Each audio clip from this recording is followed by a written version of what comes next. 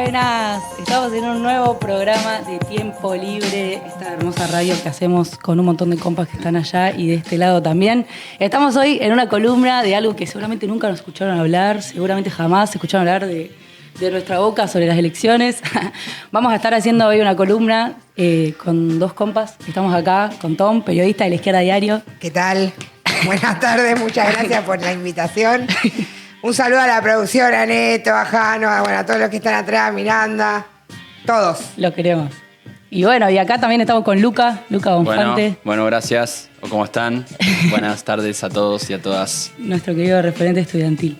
¿Qué onda? ¿Cómo están ustedes? ¿De dónde vienen? De la marcha de la marihuana ahí, comiendo unos brownies riquísimos. ¿Brownies Bien. de chocolate? De chocolate. ¿Pero tenían cannabis? No voy a hablar de mi vida privada. ¡Yes! Bien, yo también vengo de ahí. ¿Y qué onda? Y bueno, ahora voy a La Nación Más, así que... No, había mucha juventud. Mucha juventud. Está bueno porque siguen peleando por el ReproCam para que se renueve contra la persecución. Ahora estaba hablando ahí con unos pibes que en PBA ya vuelven a parar a todos por tener una tuca. Así que más allá de lo gracioso y demás, y de que está bueno compartir un momento con amigos en esa marcha, seguimos peleando contra lo antirrepresivo porque son los pibes los que pagan después los platos rotos. Sí, olvídate, además, como siempre decimos, mucha gente lo usa medicinalmente y siempre se cagan en el ReproCam y en todos los derechos que siempre peleamos.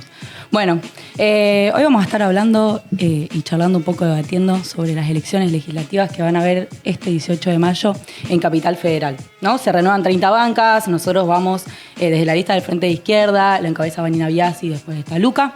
Así que nada, empezamos, ¿no? Preguntándoles un poco qué onda esas bancas, cómo las pensaban ustedes, qué es la legislatura, ¿no? También para el que no tenga ni idea. Eso es una buena pregunta. Yo tengo una pregunta, Luca, para vos. Vamos a darle. ¿Por qué le dicen que es una escribanía a la legislatura de la Ciudad de Buenos Aires? Particularmente una escribanía de la Dicen Reta. que es una escribanía porque lo es. Vamos por parte, diría Jack el Destripador. Bien. En estas elecciones se votan 30 legisladores, ¿no? No son elecciones ejecutivas, no se vota jefe de gobierno. Es decir, no se renueva el poder ejecutivo de la ciudad. Todos los candidatos que están hablando de vamos a ganarle al PRO, no estás ganando nada. Estás conquistando nuevas bancas o menos. Pero eso es lo que está puesto en discusión ahora. Por eso, cuando ustedes vean candidatos que están haciendo campaña, vean los nombres que están abajo de esos candidatos. Porque ahí aparecen las sorpresas. En ese marco, bueno, nosotros desde la izquierda, que tenemos 3 legisladores actualmente en la Ciudad Autónoma de Buenos Aires, estamos peleando, bueno, para hacer una buena elección y retener como mínimo 2 de las 3 bancas que se ponen en juego en este momento, y para eso necesitamos 120.000 votos. Va mi compañera Vanina Biasi, que encabeza la lista, yo voy segundo. Ahora, para responderle a Tom, ¿por qué se dice que esa legislatura es una escribanía? Porque justamente lo único que se encarga de hacer básicamente es vender, privatizar terrenos públicos, aprobar negocios inmobiliarios. Y en la era PRO, para que las personas que nos están viendo, para que más o menos tengan una idea, se votó la privatización de 500 hectáreas de la Ciudad Autónoma de Buenos Aires, es decir, 500 manzanas, ¿no? Un barrio entero. De esas 500 hectáreas que se privatizaron, 300, por ejemplo, fueron votadas por el peronismo. Entonces, por eso se dice, ¿no?, que es una escribanía, porque lo es. Negocio inmobiliario, beneficio a las grandes constructoras, etcétera, ¿no? Básicamente es por eso, y bueno, lo que se pone en juego ahora es si va a haber una fuerza política adentro que lo denuncie o si va a seguir pasando como viene pasando hasta el momento, que hay negocio y nadie dice nada, nadie se encarga de jugar. Lo que ya saben. Malísimo. Que entre un legislador de izquierda, por favor. Por favor. Sí, además de que cuando después se proponen cosas como las que han propuesto nuestras compañeras como Alejandrina Barri, por ejemplo, de dar viandas de calidad que sean nutritivas para los pibes y que no te den el sanguchito con mandarina, que me encanta el sanguchito de la mandarina, pero que la verdad que no puede ser ese el alimento de los pibes día a día mientras se gastan millones en otras cosas, los tipos, sale votado y no lo cumplen, ¿no? Eso es lo que, por ejemplo, está haciendo el Jorge Macri hoy en día. O sea, hay incluso leyes que nosotros proponemos que se votan y que se las pasan por... Bueno, eso pasó con el boleto educativo para los estudiantes universitarios, que es algo que se aprobó en diciembre, pero al Poder Ejecutivo, es decir, a Jorge Macri, no se le cantó reglamentarlo, entonces uno quiere anotarse para que la sube. Además va a haber un aumento de subte ahora, no sé si sabían. Esta semana. O sea, va a haber un aumento de subte, dicho, abro paréntesis, cada vez que hay un aumento hay audiencias públicas en la Ciudad de Buenos Aires. De esas audiencias públicas la izquierda participa y muchas veces hemos logrado que se frene el aumento. Como en el subte. Como en el subte, exactamente. ¿Saben? Somos la única fuerza que participa de esas audiencias. Eso también es importante, digo, para la oposición mayoritaria, digamos, que habla en contra de los tarifazos ahora en elecciones. Bueno, cuando hay aumento de boleto de subte, no aparecen en las audiencias públicas, ¿no? Voy tirando así cosas para que se vea también qué es lo que se vota y si va a haber una oposición consecuente o no en esa legislatura, digo, para concretizar la discusión, ¿no? Totalmente. Sí. Eso es muy importante. Eso es muy importante y nosotros también tenemos candidatos que van a defender y que son referentes de las luchas en curso. Jubilados, docentes de la salud particularmente. Yo soy el único candidato trans, pero a mí lo que me gusta hacer hincapié para explicar eso es que tiene que ver con qué programa vamos a defender y a quiénes le vamos a dar voz. ¿Por qué? Porque la problemática de las personas LGTBI tiene que ver con la salud, el derecho y la vivienda, que son todos los derechos que vienen siendo ajustados por el gobierno y particularmente bajo el mandato del Fondo Monetario Internacional. Entonces yo me siento orgulloso de ser parte de la única fuerza que se opone al FMI, que pone por delante nuestros derechos, que no son privilegios. Muchas veces en la comunidad LGTBI se dice, bueno, pero vos sos privilegiado, tenés laburo, pudiste estudiar y demás. Y yo la verdad es que no, yo fui un joven precario, ya tengo 38 años, no soy joven, pero la salud, la vivienda y la educación son los derechos que por los cuales yo empecé a militar para defender y que aún hoy siguen en peligro. Y que son derechos básicos, no son ningún tipo de privilegio, ¿no? Eso es lo que nos quieren vender, te quieren bajar la vara todo el tiempo. Eso me parece re importante porque además, o sea, un poco charlábamos, ¿no? El otro día en el debate que hubo, donde Luca la cubrió a Vanina porque ella estaba enferma, o sea, no estuvo bueno, en realidad era terrible, la verdad, escuchar a la gran mayoría de los candidatos. Para mí estuvo muy bueno los que vos planteabas y se notaba que la gran mayoría están hablando de cuestiones que a nosotros, digamos, todo bien, ¿no? A todos nos interesa no sé, qué sé yo, la limpieza. Hay un montón de servicios que son necesarios en la ciudad, pero que la realidad hoy en día es que lo que nos pasa a nosotros, los problemas que tenemos es que no tenemos acceso a vivienda de calidad, sale un huevo a alquilar, tenemos trabajos que son todos o son precarios, digamos, o no tenés ningún tipo de derechos, o si tenés derechos muchas veces no se cumplen, el gobierno quiere retroceder cada vez más. No sé, tenemos problemas de que no tenemos acceso a la salud mental, ¿no? Como que esa es la realidad que nosotros vivimos. Un poco era preguntarles también a ustedes, digamos, que justamente quieren ser esa voz, ustedes que están yendo a charlas, que están hablando con gente, ¿qué es lo que le interesa a la juventud, a los pibes, a los laburantes, a los docentes hablar? ¿Y qué es la voz, esa voz que quieren que se exprese, qué tiene que decir? ¿Qué quiere decir, Lucas? Bueno, un poco por la pregunta y lo que planteaba Tom, yo veo un desfasaje entre lo que sucede por arriba, digamos, o sea, la campaña electoral de las redes sociales, los candidatos haciendo video que parecen piñón fijo, y lo que sucede por abajo, en el sentido de que cuando uno va a un hospital, cuando uno va a un colegio público, a una facultad o camina un poco y habla con los vecinos, se da cuenta que la preocupación de las personas no es si el obelisco está pintado o despintado, ¿no? O sea, la preocupación... La ciudad con olor a pis. Claro, digamos, eso es algo que no puede joder, pero la gente está pensando en cómo pagar el alquiler, la gente está pensando que le aumenta la obra social, la gente está pensando que va a un centro de atención primaria de salud y faltan camilleros, faltan jeringas, faltan recursos básicos para poder tener una atención mínima de calidad.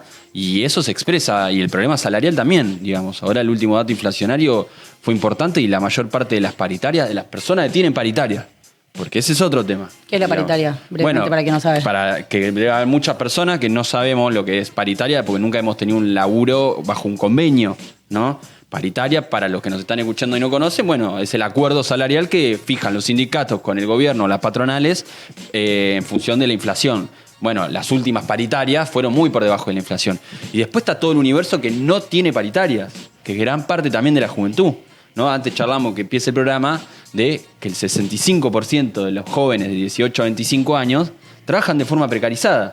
No tenemos vacaciones pagas, no tenemos ART, no sabemos lo que es aguinaldo y no sabemos tampoco lo que son indemnizaciones. Cuando no nos quieren usar más en el laburo, nos desechan como si fuésemos justamente algo descartable. Y eso es algo de lo que nadie habla en la campaña electoral, ¿no? Se habla mucho de, bueno, el obelisco, el olor a pis, pero no se habla de los problemas de la Ciudad Autónoma de Buenos Aires que tienen que ver con la realidad de un montón de personas jóvenes que ni siquiera pueden proyectar un futuro porque tienen condiciones laborales paupérrimas y ya estudiar cada vez más difícil porque los horarios es iba a decir una mala palabra, es una porquería.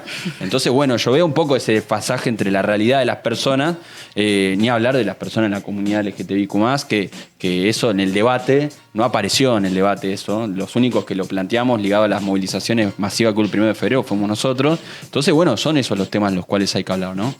Yo te voy a dar 2 datos, no opiniones, que los voy a leer para ser certeros. Bien. De la desocupación en general, en el último trimestre del 2024, el 6,9% de mujeres de 18 a 24 años saltó al 21,3%.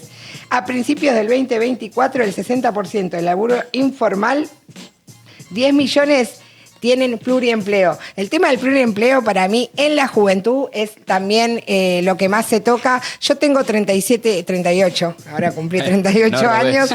Cuando empecé a laburar, que a los 18 en gastronomía, call center y demás, los laburos que tenía eran en blanco, aunque eran muy precarios, pero eran en blanco. ¿Qué laburos?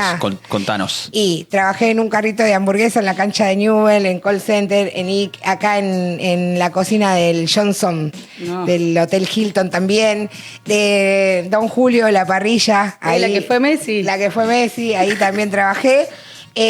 Yo podía acceder a pequeños derechos. Hoy esa no es la realidad de los jóvenes, ni hablar de la población LGTBI. La Calo, que es una artista drag, fue a nuestro acto de Ferro este fin de semana y contó que ella tiene 3 laburos para poder sobrevivir. Ella es artista, también es docente, además cose y cada día ella lo que dice es que termina muy quemada. El tema de la ansiedad, del burnout, como se dice ahora, Argentina también es país modelo en eso, pero bueno, hay una realidad también que es que contra eso nosotros tenemos que plantear otro programa y otra salida, pero me parece que me estoy adelantando a los temas. No, está bien igual, o sea, porque nosotros hace poco tuvimos una columna acá que estuvo muy buena, que hablamos sobre salud mental y burnout, que es esto del síndrome del quemado, ¿no? Que es lo que le pasa a muchos pibes, que capaz que, bueno, no sé, yo nunca laburé en un call, pero el pitido de escuchar así, yo laburo en gastronomía. Tengo el 30% del oído de este lado por call center, porque yo laburaba así con vincha. En Sprayet tenía mi supervisor que me hablaba de esta oreja, entonces yo me lo sacaba. Y bueno, zafé esta oreja, pero esta del call center me la mató. Terrible, ¿no? Así te arruinan, literal, ¿no? Y la gastronomía también es terrible, o sea, no sé, me parece que la gran mayoría de los laburos que nosotros tenemos son muy queme, no solamente porque el propio laburo es un queme, sino porque vos después te vas a tu casa y decís, loco, me partí el lomo todo el día y gano 300.000 pesos, me quiero morir. O sea, al menos a mí, no sé, mi laburo, yo laburo 6 horas, 6 días a la semana y cobro 380.000 pesos. Tipo... No puedo ni pagar, no sé, una pieza, ¿entendés? O sea, me parece que... De hecho, una pieza en Constitución está a 350.000 pesos con baño compartido. Y te sobran 30 lucas para vivir. Te sobran 30 lucas. Y te sobran, mirá, estás como dice. Literal, encima te sobra. ¿Qué va a querer? ¿Qué va a querer, hermano? ¿De qué te quejás? ¿De qué te quejás? No, pero esos datos que estaban diciendo recién son importantes. Incluso recién charlábamos hace un toque que el gobierno viene diciendo como que los salarios aumentaron, pero lo que no tiene en cuenta y lo que no dicen los datos es que la gente gana más porque está laburando el doble. Y lo que nosotros siempre decimos acá, y es una consigna que es muy importante, porque es muy real además, porque si se aplicara hoy en día, daría resultados, ¿verdad? Es, por ejemplo, la de la reducción de la jornada laboral, sí. ¿No? Nosotros hablamos todo el tiempo de eso. Trabajar todos, clave. Trabajar menos, reducir la jornada laboral a 6 horas, 5 días, con tiempo para el ocio, para disfrutar la vida, para descansar, y con un salario que incluso en este momento particularmente nosotros estamos planteando un salario mínimo de emergencia que sea acorde a la canasta básica familiar y que aumente acorde a la inflación. O sea, no menos que eso, porque los salarios se perdieron en los últimos años de una manera muy zarpada. Eso, no sé, nos parece que son cosas re importantes en este momento y que creo que ustedes lo vienen planteando. Bueno, esa es una propuesta. Hace poco se cumplió un nuevo aniversario el 1 de mayo, ¿no? Justamente se conmemora el asesinato de los mártires de Chicago que estaban peleando por la reducción de la jornada laboral hace ya 140 años, más o menos, ¿no? Peleaban por la reducción de la jornada laboral a 8 horas y si uno ve todo lo que avanzó la tecnología desde 1890, ¿no? Que es el primer año donde se conmemora el 1 de mayo acá en la Argentina, hasta acá uno ve que la tecnología avanzó impresionantemente. Hay inteligencia artificial, tenés, bueno, ni hablar de todas las aplicaciones que hay robotización en varios rubros de la economía, sobre todo en el rubro fabril, hay automatización, o sea, hay un avance tecnológico impresionante. O la inteligencia artificial, ¿no? Claro, tal cual. Ahora, ¿todo eso se traduce en mejores condiciones laborales? Bueno, la lógica debería decir que sí, porque debería haber trabajos menos malos para las personas y deberíamos trabajar menos cantidad de tiempo. Sin embargo, es lo contrario. Hay un sector de la población, como decían antes ustedes dos, que tiene sobrecarga laboral, trabaja 10, 11, 12 horas. Hay otro sector que tiene pluriempleo, tiene 3 trabajos para poder llegar a fin de mes. Y hay otro sector que está desocupado. Sí, y con eso también se vino abajo el verso de Sé tu propio jefe. Yo te tengo una pregunta, Lucas, ya que te tengo acá. Vos hablabas del 1 de mayo. ¿Por qué elegiste la carrera de historia? Vamos a contarle a la gente un poco de nuestro candidato. Bueno, justamente lo que me gusta de la historia es que permite recorrer ejemplos del pasado, digamos, para pensar el presente. A mí me gusta mucho la actualidad, es decir, no veo la historia como si fuese una pieza de museo, sino justamente como un lugar donde uno puede encontrar conclusiones que les permiten avanzar en el presente, ¿no? Además que me gusta la historia porque me parece linda estéticamente, ¿no? Como la literatura, qué sé yo. Claro. Hay una parte ahí quizás menos racional de por qué me gusta la historia. Pero, por ejemplo, esto que estamos hablando de la reducción de la jornada laboral a 8 horas, bueno, no es muy loco pensar que hoy se pueda reducir a 6. Y esa es una de las propuestas que nosotros estamos planteando de la izquierda hace ya bastante tiempo, para abordar seriamente el problema de la desocupación, el problema de la precarización laboral, el problema del pluriempleo. Y efectivamente es una propuesta que muchos cuando la decimos dicen, che, pero eso es muy difícil.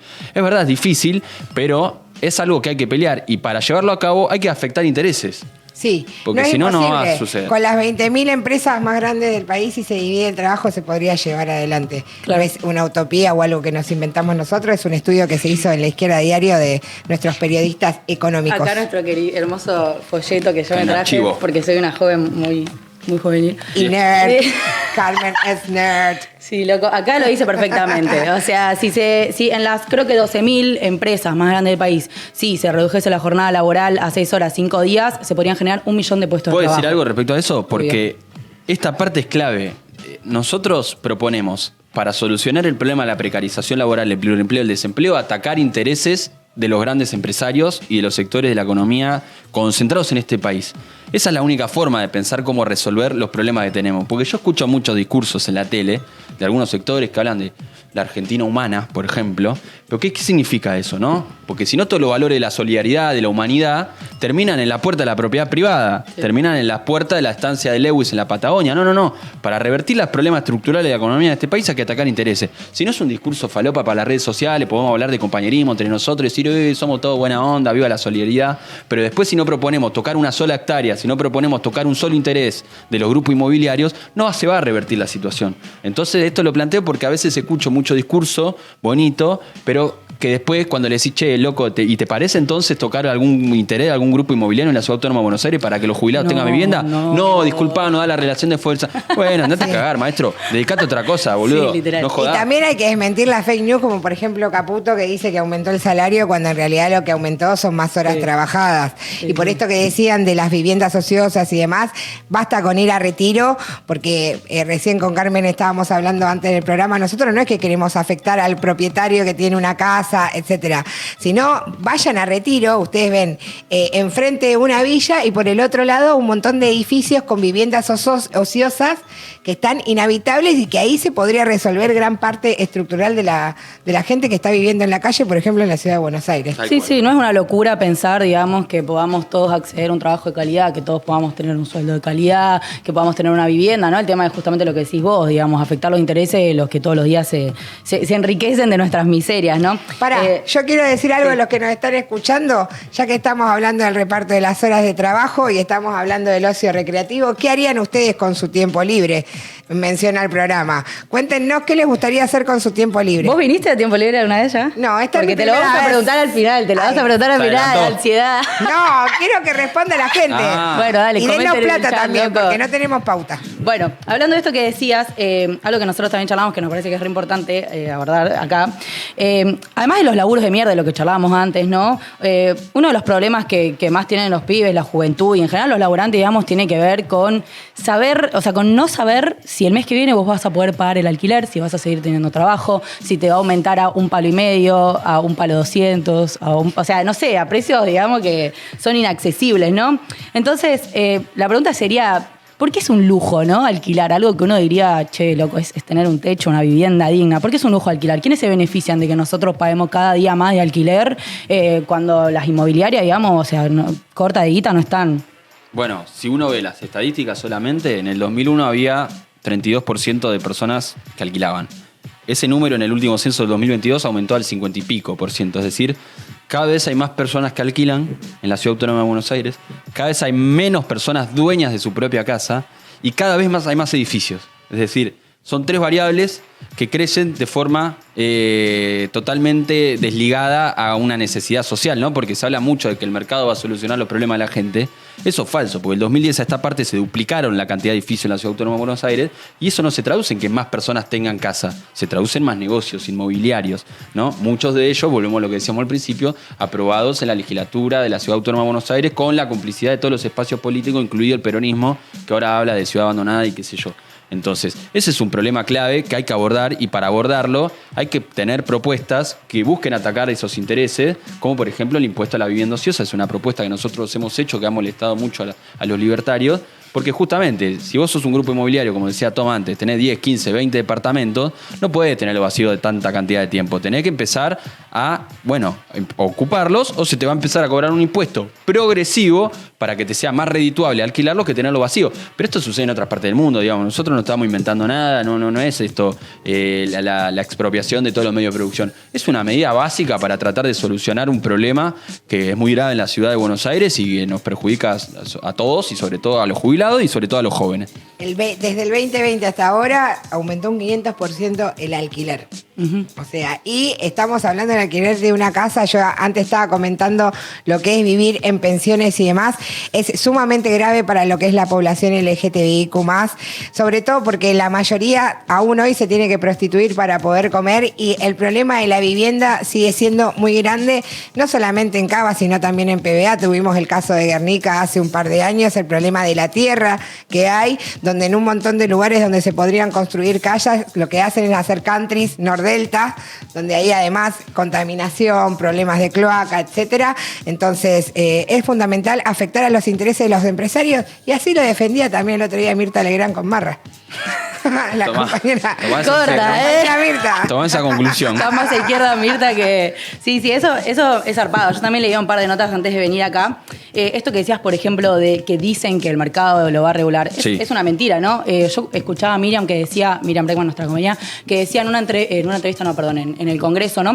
Ella contaba que, por ejemplo, una de las primeras medidas que hubo en la dictadura fue desregular el mercado inmobiliario. O sea, que el Estado no intervenga en qué precios los mercados, las inmobiliarias le ponen a las casas, a los departamentos, a la vivienda, ¿no? Y después la dolarización también, ¿no? Como que para comprar una vivienda, digamos, para ahorrar el curro de las Airbnb. 90.000, no sé, nunca más en la vida te puedes comprar una casa. Pero es interesante esto porque no solo es una cuestión de poder empezar a pensar la vivienda, no como un negocio, como decías vos, sino como un derecho básico y elemental, sino que además de eso hay un montón de maneras en las que se podría hacer eso. Esto, por ejemplo, del impuesto a la vivienda ociosa es zarpado, es muy interesante porque justamente, como vos decís, no es para el que tiene un departamento, porque le quedó, porque heredó, porque no sé qué, y tiene unos mangos más de ahí, sino es para los tipos que, para que haya menos oferta, para que haya menos lugares donde alquilar, donde vivir, los tienen ocupados, entonces, ¿qué pasa? Hay menos oferta, más gente que lo necesita, aumentan los precios. Entonces, los tipos no son boludos, no es que se lo guardan los departamentos porque...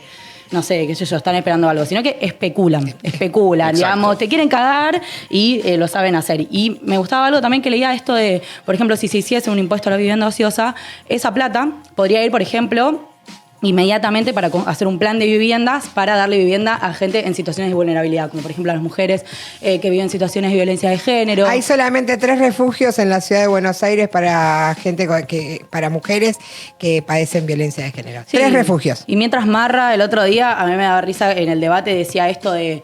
Bueno, es feo decirlo así, ¿no? Pero digamos, es como el chabón lo dice, esto de sacar a los fisuras a la calle, que te quieren multar a los pibes que revuelven la basura. Y no piensan de fondo que si la gente está en esa situación es porque hay un problema grandísimo de que no hay laburo, de que los sueldos son malísimos y de que la vivienda es un lujo. O sea, la xenofobia en ese sentido está a la orden del día en la campaña electoral. Y no solamente eso, sino que también se vapulea lo que decíamos antes. Que la gente esté viviendo en la calle no significa... O sea, es el sentido común del pobre es pobre porque quiere. Claro. Bueno, ¿cuál es el contexto social que llevamos a eso? ¿Cuál es la inflación que vivimos en Argentina? ¿Cuál es el índice de pobreza? Muchas veces vos ves en la ciudad de Buenos Aires, no sé, te vas a Flores o acá en Once o en Constitución, la cantidad de gente que está pidiendo un plato de comida en la calle, que es gente que labura, que es gente de clase media, que no está pudiendo llegar a fin de mes y que tiene que hacer malabares más que tiene familia, digamos, tiene pibes que alimentar y no le alcanza. Es terrible. ¿Te desociaste, Lucas? No, estaba pensando, porque hablan decía, el pobre es pobre porque quiere, qué sé yo, entonces hay que esforzarse. Bueno, a las personas que se están esforzando también, o sea, hoy desalojaron a las personas que son feriantes en el Parque Los Andes. Eso pasó hoy a la mañana, es decir, personas que laburan y que se hacen el mango vendiendo ropa en la feria del Parque Los Andes, que tiene 800 años esa feria, o sea, yo he comprado ropa un montón de veces. Bueno, el gobierno de Jorge Macri la desalojó. Entonces, bueno, todo el discurso del mérito, el esfuerzo también se cae a pedazos por esa vía, porque es personas que están laburando de eso y militarizaron todo el Parque Los Andes a la mañana para que los feriantes no puedan laburar, digamos. Así que nada, me quedaba pensando en eso, por eso estaba ahí medio disociando. A mí me aparece todo el tiempo en Instagram la publicidad del gobierno de la ciudad, del PRO, que dice tipo... un mes sin manteros en Flores. Y es como, ay, te felicito, ¿viste? Tipo, terrible eso. O sea, literalmente sacan a gente de la calle que labura de lunes a viernes y los fines va a vender, no sé, qué sé yo, gente que se la rebusca. O sea, Claro. es un doble discurso zarpado. Les mandan la policía a esas personas. Sí, o a la gente incluso que ven... Bueno, esos videos salen todo el tiempo, ¿no? A los Sí, pibes después cartoneros hacer que un los pobre contra agarran. pobres también. Sí, eso es así también. Bueno. Sí, que casi ahí. Bueno, eso es interesante. Y... No te toques que estás maquillada, Ay, nena. Perdón, sí. No, pero tengo maquillaje acá, no pasa nada. Pica el ojo. No, bueno, me parece que está buena esta propuesta. Me parece que como que es muy, muy concreto, muy real, que es algo que se podría hacer y que hoy en día se pueden generar viviendas de calidad para que los laburantes vivamos y para evitar esto. Y que en el medio, bueno, qué sé yo, como ustedes decían, ¿no? Yo también veía que, por ejemplo, cuando Larreta propuso, ¿no? Votar un proyecto donde se quería cortar el tiempo de, ¿cómo se llama? No me sale la palabra, del contrato de los alquileres y el aumento, tipos como Santoro, que se hacen los buenos y que van a la canchita de básquet a tirar y que se hacen lo que les importa a la gente, votaron a favor. Entonces, ¿de qué lado están? ¿Del lado de dejar que las inmobiliarias puedan aumentar cada 6 meses y que tengan contratos más cortos o del lado de la gente que no la alcanza? Siendo las 7 de la tarde, Carmen. Sí. Estamos, ¿no? Yo insisto con esta idea, porque para mí están muy buenas las cosas que planteamos, los problemas de la precarización laboral, el problema del pluriempleo, el problema de las personas que no tienen laburo, y eso es totalmente contradictorio con el avance tecnológico que hay. Ahora insisto, esto no lo vamos a poder solucionar y el problema de la vivienda tampoco si no atacamos los intereses de los grandes grupos económicos de este país, de los grandes grupos inmobiliarios de este país, de los dueños de la tierra de este país.